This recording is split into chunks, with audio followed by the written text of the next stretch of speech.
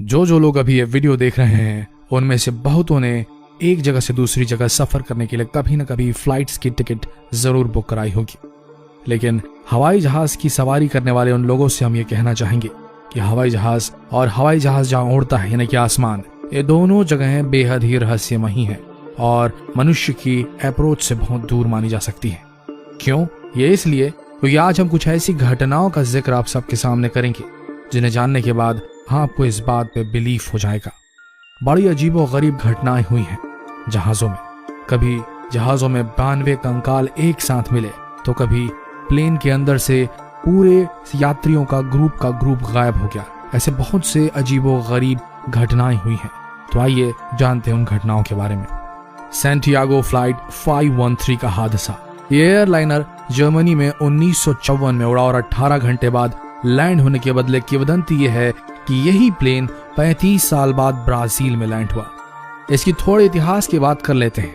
4 सितंबर 1954 में Santiago flight 513 जिसमें 88 passenger और 4 क्रू मेंबर सवार थे, यह प्लेन जर्मनी के लिए लैंड होना था, पर रहस्यमय रूप से यह बीच में अटलांटिक ओशन को पार करने के बाद ही कहीं गायब हो गया था।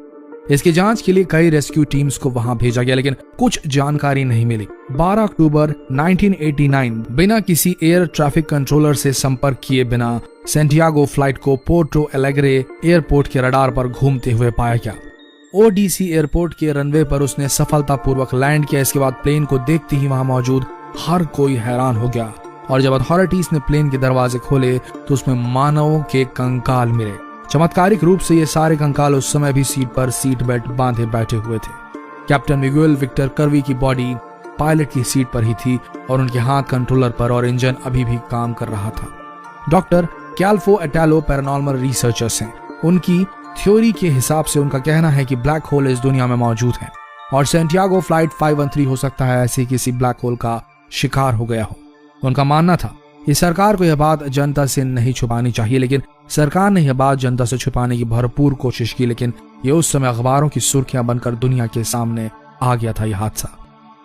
फ्लाइट 19 5 दिसंबर 1945 को फ्लाइट 19 ने नेवल एयर स्टेशन प्रणाली से 2:10 पर उड़ान भरी। यह प्लेन 3 घंटे के अभ्यास ट्रेनिंग पर था, जिसको उस समय नेविगेशन प्रॉब्लम सॉल्व करने के लिए नंबर 1 का नाम दिया गया था। इन लड़ाकू जहाजों को बमबारी करके वापस अपने स्टेशन तक जाना था। यह सारा काम हैंसन चिकन शोर्स नाम की जगह पर होना था। इसमें 14 ट्रेनीज मौजूद थे जो कि 5 प्लेन्स में फैलकर उड़ान भर रहे थे और इस पूरे अभियान के लीडर लेफ्टिनेंट चांस टेलर थे। 2:10 पर प्लेन ने अपने अंदर लगे सारे बॉम्ब्स गिरा दिए, लेकिन उसके बाद उनके साथ कुछ अजीब हुआ। जी हाँ, आपने सही सोचा। फ्लाइट 19 बर्म्यूडा ट्रायंगल से कहीं गायब हो गया। एयर ट्रैफिक कंट्रोलर को पता चलने के बाद वहां रेस्क्यू टीम को भेजा गया और एक बड़े क्षेत्र के समुद्र को खंगाला गया, लेकिन फ्लाइट 19 कहाँ गायब हुई, कौन उसे खा गया, कहाँ जाकर गिरी और उसका मलबा कहाँ है, इसके बारे में आज तक कोई कुछ पता ही नहीं पाया है, ना ही कुछ पता चल पाया है। फ्लाइंग टाइगर फ्लाइट 739 ये लॉकहीड L1049 सुपर कंस्टिलेशन प्रोपलाइनर है। 1962 में इसने कैलिफोर्निया से वियतनाम के लिए उड़ान भरी। इसमें 11 अमेरिकन सिविलियन क्रू मेंबर्स और 96 मिलिट्री पर्सनल मौजूद थे। इस फ्लाइट का पूरा ध्यान मिलिट्री एयर ट्रांसपोर्ट रख रही थी। इस प्लेन के कैप्टन को पहले ही बता दिया गया था कि उनको 4 जगह पर जहाज में ईंधन डलवाना है। मतलब इस जहाज को Honolulu, Hawaii, Wake Island, Guam and Clark airbase Philippines में रुककर जहाज में ईंधन भरवाना था। फ्लाइट गुआम पहुंचने के बाद होनोलुलु और वेक आइलैंड पर पहुंचने के लिए थोड़ी डीले हो गई। गुआम से डिपार्चर होने के बाद 80 मिनट बाद फ्लाइट से संपर्क करने में दिक्कत आने लगी। वहीं गुआम रेडियो ऑपरेटर ने संपर्क बनाने की बेहद कोशिश करी, पर सारी कोशिशें नाकामयाब रही। इस घटना के बाद एयरक्राफ्ट के बारे में कुछ खास पता नहीं चल पाया। ना ही ये पता चला कि अब वो कहाँ है और इसका मलबा कहाँ है, और ना ही उसके बाद इसे कभी देखा गया। कहाँ गया वो प्लेन, इसके बारे में कोई जानकारी नहीं है। न यात्री मिले न जहाज। जापान एयरलाइंस फ्लाइट 1628 17 नवंबर 1986 में ये फ्लाइट पेरिस से नरीटा इंटरनेशनल एयरपोर्ट टोक्यो में लैंड होने के लिए उड़ी। इसके captain Kenju Terauchi, co-pilot Takanori Temefuji, flight engineer Yoshio Tsukuba थे, जो कि सभी फ्लाइट में मौजूद थे। सब कुछ सही चल रहा था और जैसे ही फ्लाइट 35,000 फुट तक ऊपर पहुंची तो कैप्टन केंजू तेराउची ने अपने बगल में दोनों प्लेन्स को नोटिस किया और 2000 फीट नीचे मौजूद दोनों प्लेन्स को मिलिट्री प्लेन्स मान लिया। लेकिन तभी अचानक ही उन्हें अपने प्लेन के सामने कुछ अजीब चीजें नजर आने लगी। वो इतनी गर्म थी कि उनकी गर्मी प्लेन में मौजूद सारे लोग महसूस कर सकते थे। किसी को कुछ समझ नहीं आ रहा था कि ये सब क्या हो रहा है। और फिर कुछ अजीब हुआ, मतलब इन अजीब से दिखने वाले जहाजों ने उनका पीछा करना शुरू कर दिया और फिर बीच में ही कहीं गायब हो गए। लेकिन खुशकिस्मती से जापान एयरलाइंस ने एंकोरेज में 6:30 पर लैंड किया और FAA की मीटिंग के बाद इस पूरे कांड को सीक्रेट रखा गया और फिर कभी इसका जिक्र किसी भी अधिकारी ने अपने मुंह से नहीं किया। लेकिन जो लोग प्लेन में मौजूद थे वे कैसे चुप रह सकते थे। उन्होंने दुनिया के सामने सब कुछ बोल दिया और सब कुछ अखबारों में था। वरीक फ्लाइट 967 ये एक इंटरनेशनल कार्गो फ्लाइट थी। 30 जनवरी 1979 को इस फ्लाइट को नरीटा इंटरनेशनल एयरपोर्ट के Rio de Janeiro international airport में लैंड होना था और इस फ्लाइट का आज तक ये पता नहीं चल पाया कि इसके साथ आखिर हुआ क्या। और इस फ्लाइट का आज तक पता नहीं चल पाया कि इसके साथ आखिर हवा में क्या हुआ और ना ही बोइंग 707-323C एयरक्राफ्ट को और ना ही इसके 6 मेंबर्स को कभी भी पाया गया। ये सबसे बड़ा एयरक्राफ्ट है जो पूरी तरह से कहीं गायब हो गया, जिसका मलबा आज तक नहीं मिला।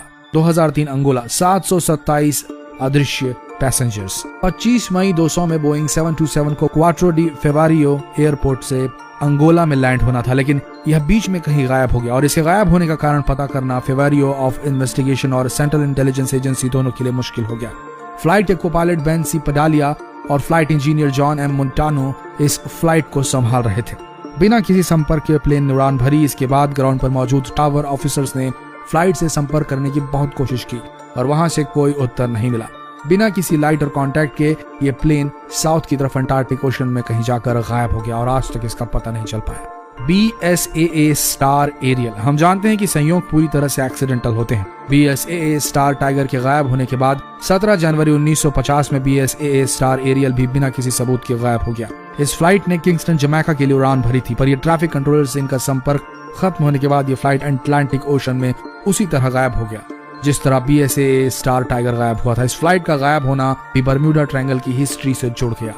दोस्तों, आसमान बहुत रहस्यमयी है। ये इंसानों के लिए नहीं बना है, लेकिन तकनीक और विज्ञान ने जो हमें हवाई जहाज का जो साथ दिया है, इससे अब हम हवाओं की भी सैर कर पा रहे हैं और धीरे धीरे वो रहस्य हमारे सामने आ रहे हैं जो शायद इंसानी आंखों, इंसानी बिलीफ के परे थे।